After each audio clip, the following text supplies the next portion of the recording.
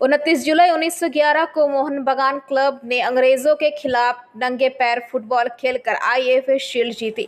तब से इन दिनों को मोहन बागान दिवस के रूप में मनाया जाता है। भारत के इस पारंपरिक क्लब का एक फैन क्लब हाल ही में दुर्गापुर में स्थापित किया गया है।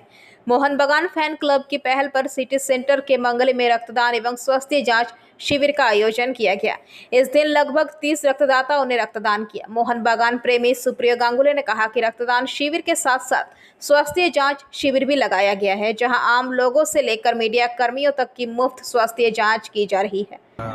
मोहन बागान क्लाब শতবর্ষের যে আমাদের ঐতিহ্যশালী ক্লাব, তাদের পারমিশন নিয়ে আমাদের দুর্গাপুর মোহনবাগান ফ্যান্স ক্লাব তৈরি হয়েছে। আপনারা জানেন যে গত বছর 4 ডিসেম্বর আমরা পুর নিগমের কাছে আবেদন করার পর একটা রাস্তার নাম মোহনবাগান এভিনিউ করা হয়েছে।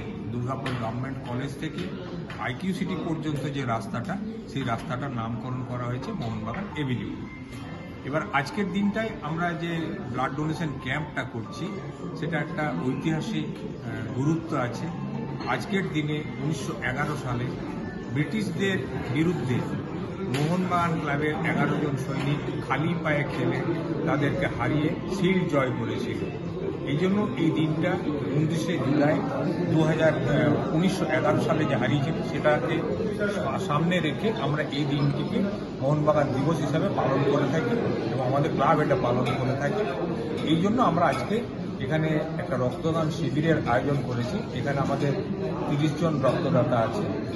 এছাড়া আমরা যেটা ফিল করেছি যে আমাদের দুর্গাপুরে যে সমস্ত সংবাদ মাধ্যম বা সংবাদ কর্মীরা রয়েছেন, তারা দিন রাত এক করে সারাদিন ধরে পরিশ্রম করেন।